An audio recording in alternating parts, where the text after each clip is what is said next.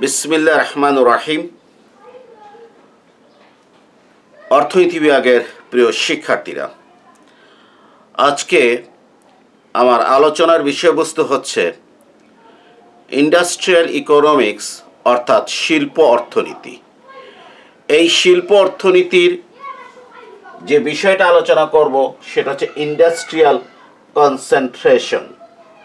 বাংলায় বলে শিল্পের কেন্দ্রীকরণ অথবা শিল্পের কেন্দ্রীভূতকরণ, কেন্দ্রীকরণ অথবা কেন্দ্রীভূতকরণ,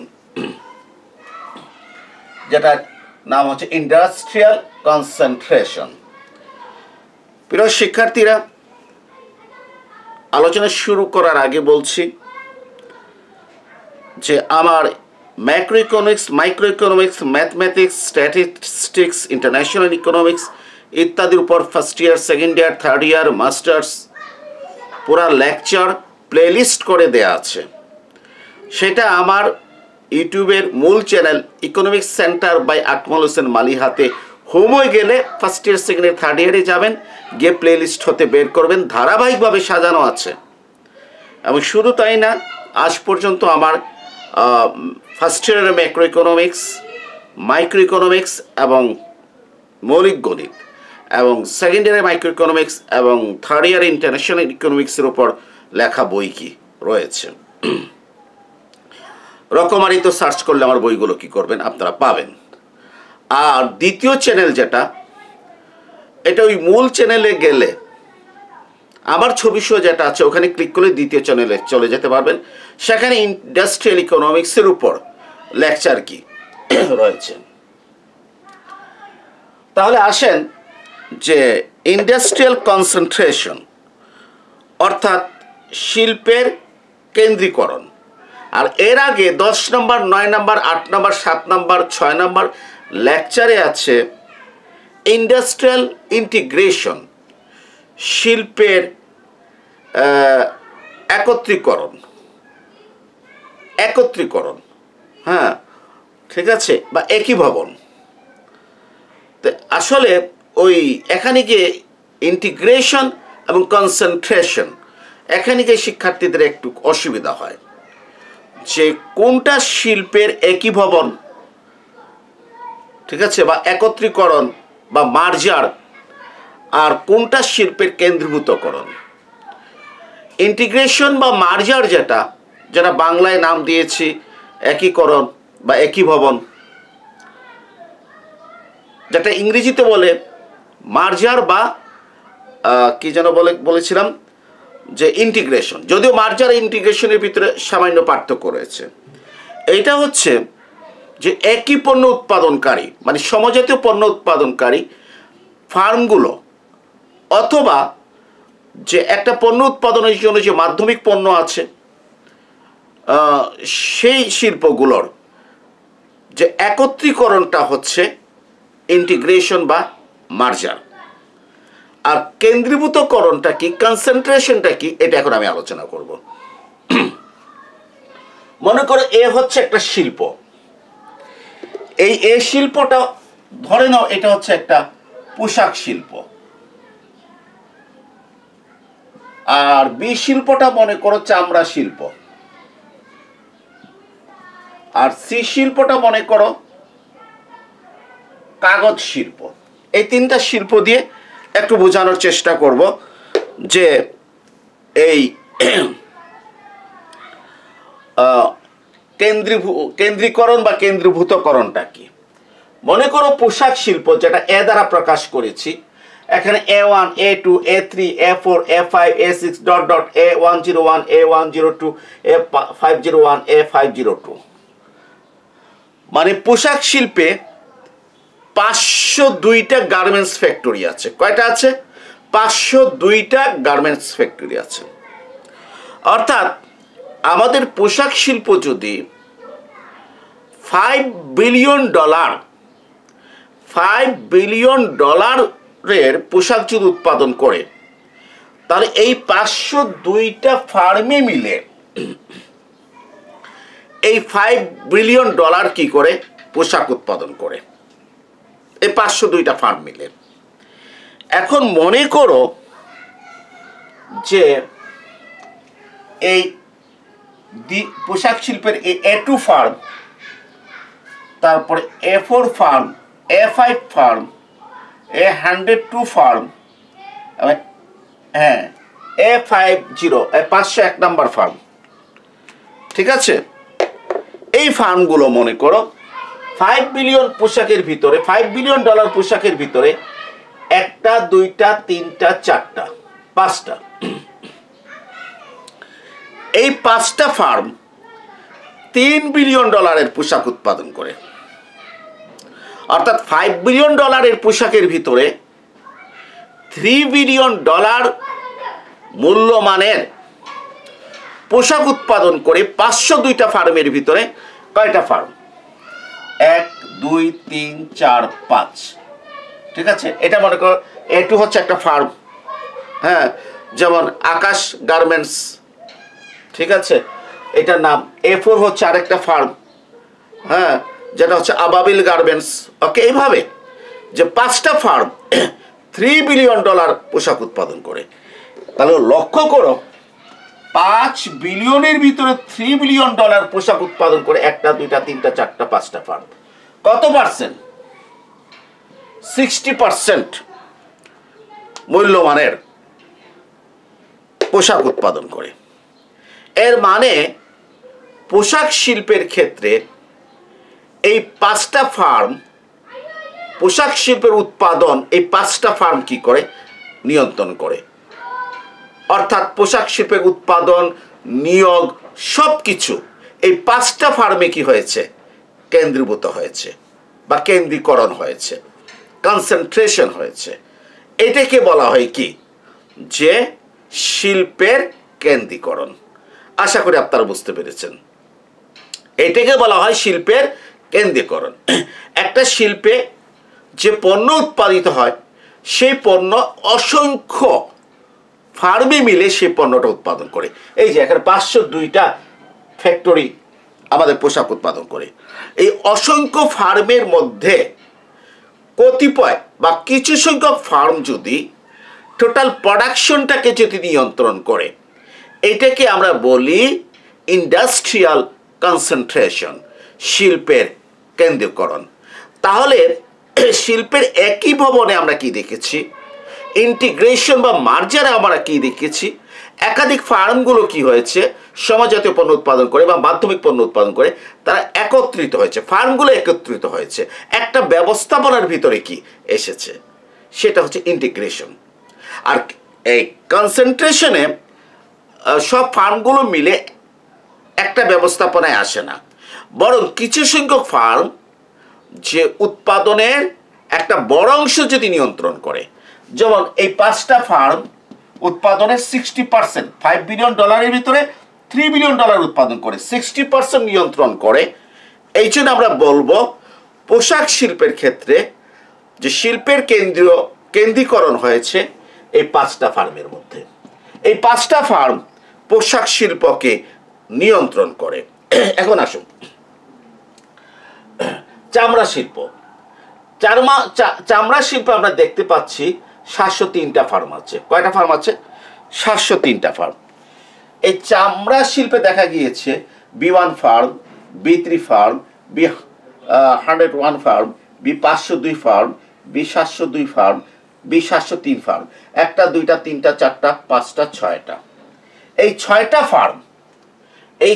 ফার্ম চামড়া শিল্প মনে করো যে $4 বিলিয়ন চামড়া উৎপাদন করে। এই 4 বিলিয়নের ভিতরে মনে করো এই 4 বিলিয়নের ভিতরে $1 বিলিয়ন, $4 বিলিয়ন ভিতরে $1 বিলিয়ন চামড়াজাত দ্রব্য যেটা সেটা উৎপাদন করে B1, B3, B101, B502, B702, B703। আমি ওই মানে অমুক leather industries, Karimullah leather industries ওইভাবে নাম না দিয়ে আমি সংকেত দিয়ে কি করেছি B70 তারা আমি কি করেছি দেখালাম। এরা $4 বিলিয়ন মধ্যে $1 বিলিয়ন চামড়াজাত দ্রব্য এরা কি করে উৎপাদন করে। অর্থাৎ এরা তোমার টোটাল প্রোডাকশনের 4-এ যদি 1 হয়, একসাথে কত? 25% নিয়ন্ত্রণ করে, 25% নিয়ন্ত্রণ করে। এর মানে এই 1টা 2টা 3টা 4টা 5টা 6টা ফার্ম ছাড়া 703টা ফার্ম হতে 6টা ফার্ম যদি বাদ দিই, 697টা ফার্ম, বাকি 75% চামড়া শিল্পের বাকি 75% মূল্যমান সরবরাহ করে কয়টা ফার্ম? 697টা ফার্ম মিলে 75% সরবরাহ করে। আর 25% সরবরাহ করে কয়টা ফার্ম? যে মাত্র 6টা ফার্ম 25% সরবরাহ করে।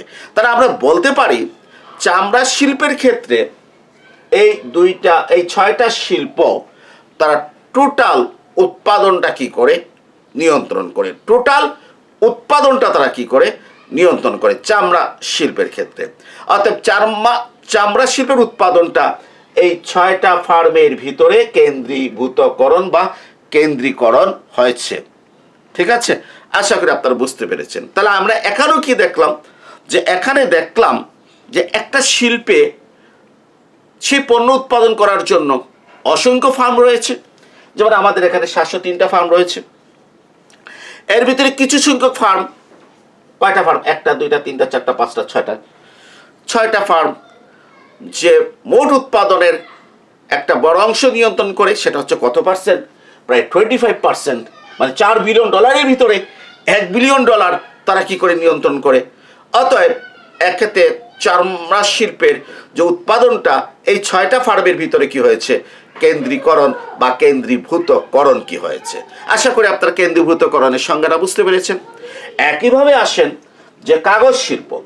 কাগজ শিল্পে 1502টা ফার্ম রয়েছে। কতটা ফার্ম আছে? 1502টা ফার্ম আছে। এর ভিতরে মনে করেন যে C3 farm, C4 farm, C102 farm, C101, C1001, 1002, তবে C1501, ঠিক আছে, C1502, হ্যাঁ, এই ফার্মগুলো। অর্থাৎ 1502টা ফার্মের ভিতরে 1টা 2টা 3টা 4টা 5টা 6টা 7টা 8টা ফার্ম। কয়টা ফার্ম? এখানে 8টা ফার্ম, আর এখানে 2 3 4 5 6, এখানে কয়টা ফার্ম? 6টা ফার্ম, আর এখানে 5টা ফার্ম। এই 8টা ফার্ম দেখা গিয়েছে যে চামড়া শিল্প যে $10 বিলিয়ন কাগজ শিল্প যে 10 বিলিয়ন না, মনে করো 3 বিলিয়ন, যে $3 বিলিয়ন যে কাগজ কি করে উৎপাদন করে, এর ভিতরে এই 8টা শিল্প মিলে $1 বিলিয়ন কি করে কাগজ উৎপাদন করে। অর্থাৎ এই 8টা শিল্প বাজার শেয়ারের প্রায় কত পার্সেন্ট? 33% নিয়ন্ত্রণ করে। প্রোডাকশনের 33% নিয়ন্ত্রণ করে এই 8টা শিল্প। তাহলে আমরা বলতে পারি যে কাগজ শিল্পের ক্ষেত্রে এই 8টা শিল্প C3, C4, C1002,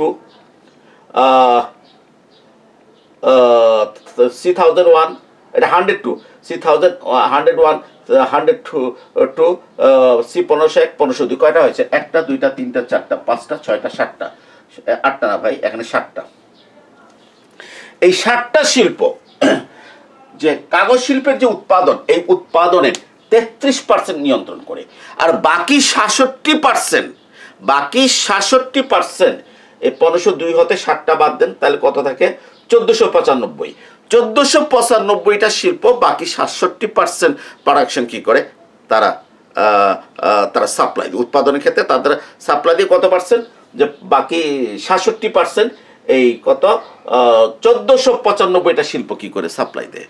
আর মাত্র 1502টা শিল্পের ভিতরে মাত্র 7টা শিল্প 33% কি করে কন্ট্রোল করে।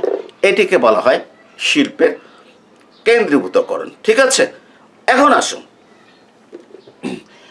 এইটা আমি যে একটা শিল্পের, পোশাক শিল্পের ক্ষেত্রে কেন্দ্রীভূতকরণের উদাহরণ দিয়েছি, চামড়া শিল্পের ক্ষেত্রে, কাগজ শিল্পের ক্ষেত্রে আমি কেন্দ্রীকরণের কি করেছি? আমি উদাহরণ দিয়েছি। এখন মনে করো যে একটা দেশের জিডিপি, এই জিডিপির ভিতরে কার অবদান আছে? এই জিডিপির ভিতরে শিল্প খাতের অবদান আছে, এই জিডিপির ভিতরে কৃষি খাতের অবদান রয়েছে, এই জিডিপির ভিতরে সেবা খাতের কি রয়েছে?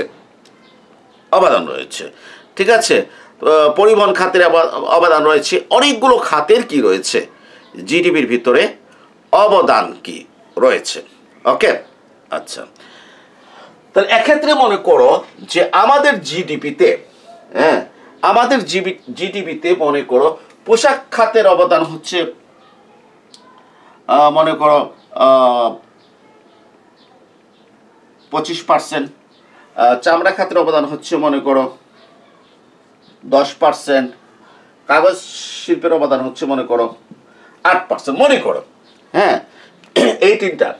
তো জিডিপিটা যদি কি আমি 100% যদি ধরি, ঠিক আছে, মনে করো আমাদের জিডিপি হচ্ছে 10 বিলিয়ন, ঠিক আছে, 10 বিলিয়ন, হ্যাঁ, মানে 100%। তো 10 বিলিয়নের ভিতরে যদি আমি 25% যদি কি ধরি পোশাক শিল্পের অবদান, এর মানে পোশাক শিল্পে জিডিপির কত আছে 2.5 বিলিয়ন, অর্থাৎ পোশাক শিল্প থেকে প্রোডাকশন আসে আমাদের 2.5 বিলিয়ন। আমি যদি টোটাল জিডিপি যদি কত ধরি 10 বিলিয়ন যদি ধরি, আর সেক্ষেত্রে পোশাক শিল্পের অবদান যদি 25% যদি হয়, তাহলে 10 বিলিয়নের 25% হচ্ছে কত 2.5 বিলিয়ন।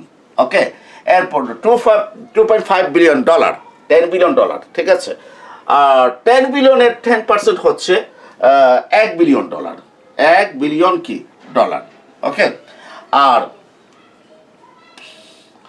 10%-এর 10 বিলিয়ন ডলারের 8% হচ্ছে 0.80 কি dollar, 8.80 billion dollar, 0.80 billion dollar, ঠিক আছে।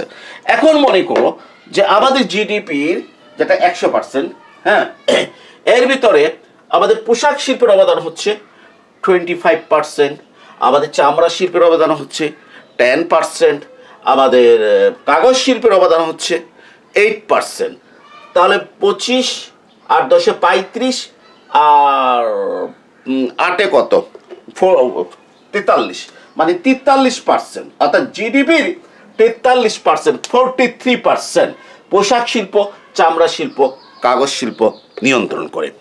যে জিডিপির 43% যদি পোশাক শিল্প, চামড়া শিল্প, কাগজ শিল্প যদি কি করে নিয়ন্ত্রণ করে, এর মানে আমাদের দেশের উৎপাদন, নিয়োগ, যত অর্থনৈতিক কার্যক্রম, সম্পদের উপর যে নিয়ন্ত্রণ, এই নিয়ন্ত্রণটা কয়টা শিল্পের রয়েছে? পোশাক, চামড়া এবং কাগজ শিল্পের রয়েছে। তারা সবাই মিলে কত করছে? 43% তারা কি করছে? নিয়ন্ত্রণ করছে। বাকি 57% আরও মনে করেন আমাদের অসংখ্য শিল্প আছে, চিনি শিল্প আছে, ঠিক আছে, চিনি শিল্প আছে, তারপর মনে করো যে আমাদের সফটওয়্যারের কি আছে, বিভিন্ন শিল্পগুলো কি রয়েছে। এরপরে আমরা আরও বিভিন্ন ধরনের ইয়ে করি, সুতা শিল্প কি রয়েছে, হ্যাঁ। এরপরে মনে করো আমরা যে ক্ষুদ্র এবং কুটির শিল্পগুলো কি রয়েছে, অসংখ্য শিল্প রয়েছে। এরপর কৃষি সেক্টর রয়েছে, এরপর বাণিজ্য খাত রয়েছে, পরিবহন খাত রয়েছে, সেবা খাত কি রয়েছে, যাদের অবদান কি আছে জিডিপিতে। অর্থাৎ বাকি 66%-এ অসংখ্য শিল্প রয়েছে। এই তিনটি শিল্প ছাড়া অসংখ্য শিল্প রয়েছে, কৃষি খাত রয়েছে, কৃষি শিল্প কি রয়েছে, বাণিজ্য পরিবহন খাত কি রয়েছে, সেবা খাত কি রয়েছে। সবাই মিলে বাকি কত পার্সেন্ট? 67%, ভুল বলছি, 57%। রেস্ট অফ দ্য অ্যামাউন্ট হচ্ছে কত পার্সেন্ট? 57%। বাকি সবাই সাপ্লাই দিচ্ছে। আর এই তিনটা শিল্প মানে কত দিচ্ছে? 43%।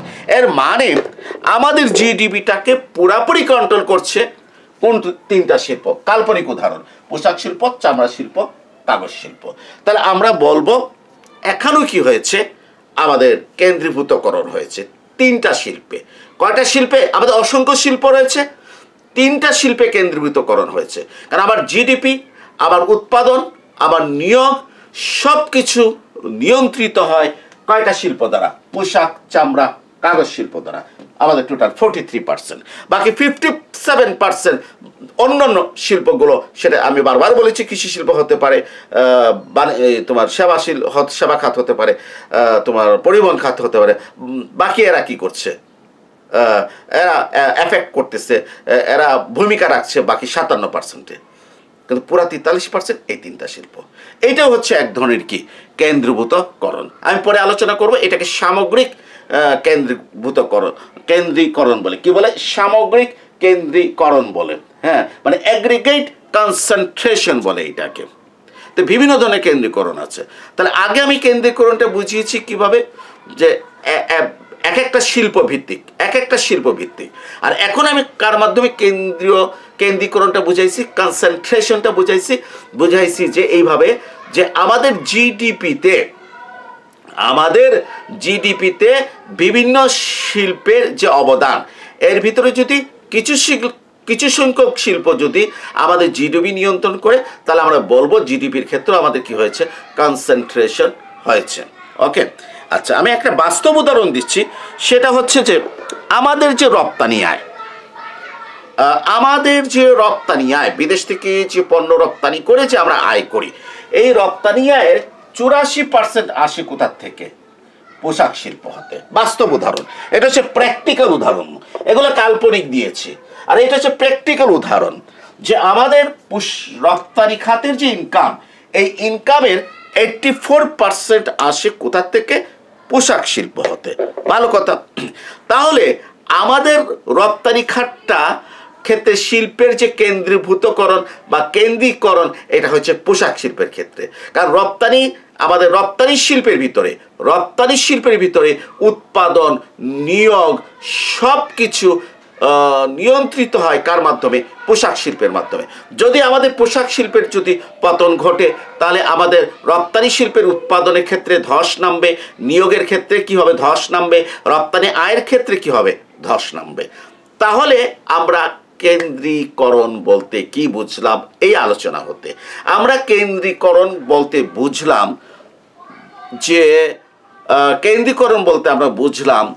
যে কোনো দ্রব্য উৎপাদনের ক্ষেত্রে, দ্রব্যভিত্তিক বলছি, কোনো দ্রব্য উৎপাদনের ক্ষেত্রে, মানে সেটা পোশাক হতে পারে, সেটা চামড়াজাত দ্রব্য হতে পারে, কোনো দ্রব্য উৎপাদনের ক্ষেত্রে অসংখ্য ফার্মের ভিতরে যদি কিছু সংখ্যক ফার্ম ওই দ্রব্য উৎপাদন এবং নিয়োগের উপর নিয়ন্ত্রণ যদি সৃষ্টি করে, তাহলে সেটাকে বলা হয় শিল্পের কেন্দ্রীকরণ।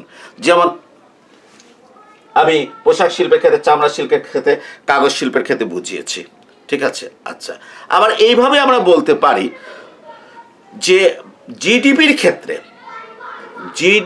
ক্ষেত্রে যে সমস্ত শিল্পগুলো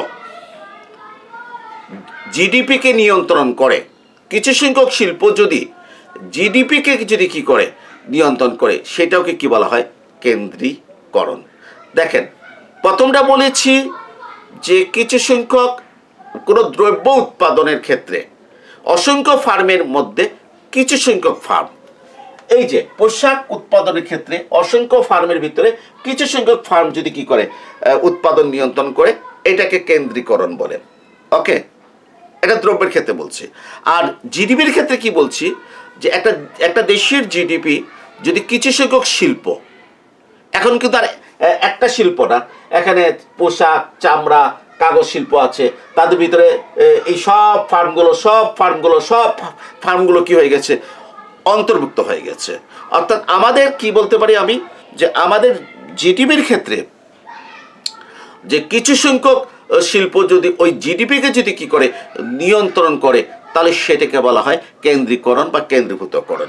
একইভাবে রপ্তানির ক্ষেত্রে আমি বলতে পারি, রপ্তানির ক্ষেত্রে যে আমরা মনে করো অসংখ্য শিল্প কি করে, যে পণ্য বিদেশে রপ্তানি করে, এর ভিতরে যদি কোনো কিছু সংখ্যক শিল্প, সেটা একটা শিল্প হতে পারে, দুইটা শিল্প হতে পারে, তিনটা, চারটা, পাঁচটা, 10টা, হ্যাঁ, মনে করো অসংখ্য শিল্প রয়েছে, হ্যাঁ, 500টা শিল্পের ভিতরে দেখা গেল যে 10টা শিল্প কি করে আমাদের পুরো রপ্তানিকে কি করে নিয়ন্ত্রণ করে, তাহলে আমরা বলবো যে রপ্তানির ক্ষেত্রেও আমাদের কি হয়েছে, ইন্ডাস্ট্রিয়াল কনসেন্ট্রেশন কি হয়েছে।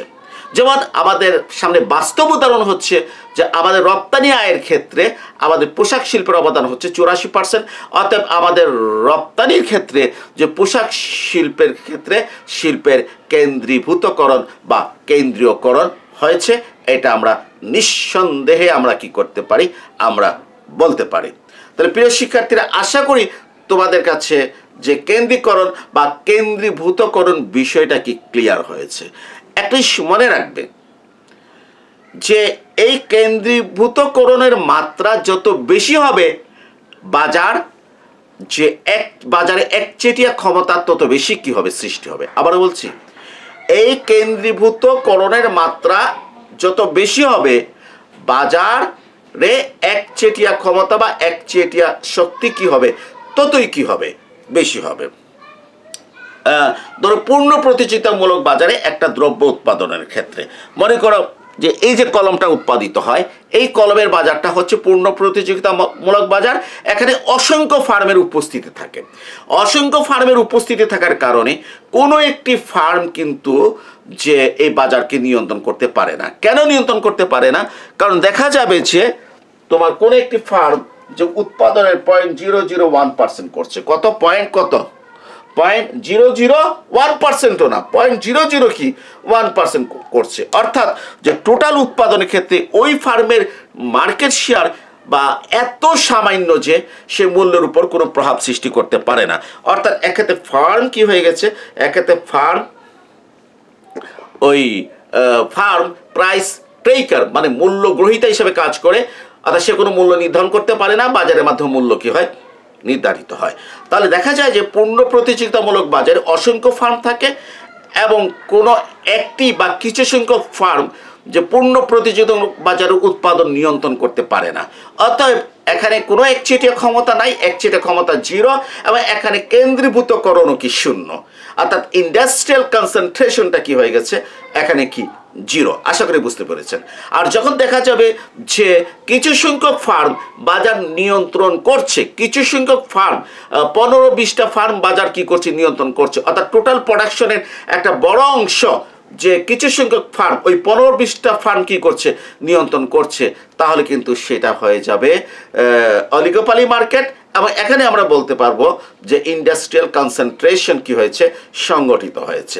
পরবর্তীতে যদি আমরা দেখি এই 15-20টা ফার্ম যদি কমতে কমতে কমতে কমতে যদি 2টা ফার্মে চলে আসে, তাহলে মার্কেট এখানে কনসেন্ট্রেশনটা, ইন্ডাস্ট্রিয়াল কনসেন্ট্রেশনের মাত্রাটা আরও বৃদ্ধি পাবে এবং সেটা 2টা ফার্মে চলে আসবে, মার্কেট ডুওপলি হয়ে যাবে। আর যখন ইন্ডাস্ট্রিয়াল কনসেন্ট্রেশন 100% হয়ে যাবে, কত পার্সেন্ট, 100%, অর্থাৎ মনে করো যে এখানে যে একটা ফার্মই পুরো 100% সাপ্লাই দেয়, ঠিক আছে। যেমন ধরো যে আমাদের চিনি উৎপাদন হয়, এটা হচ্ছে তোমার $10 মিলিয়ন, $10 মিলিয়ন আমরা বছরে চিনি উৎপাদন করি। এবং দেখা গেছে যে বাংলাদেশে একটা সুগার মিলি এই $10 মিলিয়ন চিনি কি করে উৎপাদন করে, আর কেউ করে না। অর্থাৎ একটা ফার্মই পুরা প্রোডাকশনের 100% কি করে, নিয়ন্ত্রণ করে। তাহলে এখানে যে কনসেন্ট্রেশন, যেটা ইন্ডাস্ট্রিয়াল কনসেন্ট্রেশনের মাত্রা হচ্ছে কত, সূচক হচ্ছে কত, 1, মাত্রা হচ্ছে কি 1, পুরো 100% সে নিয়ন্ত্রণ করে। এক্ষেত্রে বাজার কি হয়ে যাবে, একচেটিয়া হয়ে যাবে। তাহলে ইন্ডাস্ট্রিয়াল কনসেন্ট্রেশন থেকে আমরা একটা জিনিস বুঝতে পারছি, সেটা হচ্ছে যে কেন্দ্রীভূতকরণের মাত্রা যদি কি হয়, 0 হয়, তাহলে বুঝবো যে এটা পূর্ণ প্রতিযোগিতামূলক বাজার। এখানে কিছু সংখ্যক ফার্ম বা একটা ফার্ম বাজারের উপর কোনো নিয়ন্ত্রণ আরোপ করতে পারে না। আর যদি ইন্ডাস্ট্রিয়াল কনসেন্ট্রেশনের সূচক বা মাত্রা যত বাড়বে, যত বেশি হবে, ততই বুঝবেন যে কিছু সংখ্যক ফার্ম বাজার নিয়ন্ত্রণ করছে। মাত্রা যত বাড়বে, এই ফার্মের সংখ্যাটা, নিয়ন্ত্রণকারী ফার্মের সংখ্যাটা আরও কমবে। মাত্রা যখন আরও বাড়বে, নিয়ন্ত্রণকারী ফার্মের সংখ্যা আরও কমবে। মাত্রা যদি পুরো 1 হয়ে যাবে, তখন নিয়ন্ত্রণকারী ফার্মের সংখ্যা কি হবে, 1টা হবে। এবং মনে রাখবেন যে ইন্ডাস্ট্রিয়াল কনসেন্ট্রেশন যদি ঘটে, ঠিক আছে, তখন দেখবেন ফার্মের আকারটা বড় হবে। কারণ কিছু সংখ্যক ফার্ম যদি বাজার যদি কি করে, নিয়ন্ত্রণ করে, তাহলে ফার্মের আকারটা কি হয়ে যাবে, বড় হয়ে যাবে। ফার্ম লার্জ স্কেলে কি করবে, উৎপাদন করবে, ঠিক আছে। আর প্রত্যেকটা ফার্ম, এখানে যদি 502টা ফার্মের যদি বাজারে যদি সমান যদি থাকতো, কন্ট্রিবিউশন যদি থাকতো, যদি, তাহলে প্রত্যেকেরই উৎপাদন বা মার্কেট শেয়ার সামান্য হতো, ঠিক আছে, প্রত্যেকেরই সামান্য হতো। অর্থাৎ ফার্মের আকার এত বড় হতো না। কিন্তু কিছু সংখ্যক ফার্ম যখন নিয়ন্ত্রণ করবে, ওই কিছু সংখ্যক ফার্মের আকারটা বড় হবে, ফার্ম লার্জ স্কেলে কি করবে, উৎপাদন করবে। অতএব আমি এই আলোচনার ভিত্তিতে আমি বলতে পারি শিল্পের কেন্দ্রীভূতকরণ কি, সেটা হচ্ছে কোনো নির্দিষ্ট ধরনের পণ্য উৎপাদনে নিয়োজিত ফার্মের সংখ্যা এবং এদের আকারগত বন্টনকে বিক্রেতা বা শিল্পের কেন্দ্রীকরণ বলে। অর্থাৎ ফার্মের সংখ্যা এবং তাদের আকারগত বন্টন যদি আমি দেখি যে এখানে আকারগত বন্টন মানে কি, ফার্মের মানে এই ফার্মগুলোর ভিতরে বেশ বড় আকারের ফার্ম কি রয়েছে। তাহলে যত বড় আকারের ফার্ম থাকবে, লার্জ আকারের ফার্ম থাকবে, আমি বুঝবো যে অসংখ্য ফার্মের ভিতরে ওই লার্জ আকারের ফার্মগুলোই কি হচ্ছে, উৎপাদন নিয়ন্ত্রণ করছে। আমি আরো ভেঙে যদি বলি, তাহলে বলবো যে পণ্যের উৎপাদন, বিক্রয় ইত্যাদি কোনো একক অথবা কতিপয় ফার্ম দ্বারা যদি নিয়ন্ত্রিত হয়, ওই অবস্থাকে শিল্পের কেন্দ্রীভূতকরণ বলে। অর্থাৎ পুরো টোটাল প্রোডাকশনটা যদি কিছু সংখ্যক বা এককভাবে যদি কোনো ফার্ম দ্বারা নিয়ন্ত্রিত হয়, এইটাই নিয়ন্ত্রিত হয়, এটি হচ্ছে শিল্পের কি, কেন্দ্রীভূতকরণ। নেক্সট ক্লাসে এই কেন্দ্রীভূতকরণ 3 ধরনের আছে: বাজার বা শিল্পের কেন্দ্রীভূতকরণ, সামগ্রিক কেন্দ্রীভূতকরণ, আর আরেকটা হচ্ছে গড় কেন্দ্রীভূতকরণ। এই 3টা বিষয় নিয়ে আলোচনা করব। প্রিয় শিক্ষার্থীরা, আজকে এতটুকু। সবাই ভালো থেকো, ধন্যবাদ।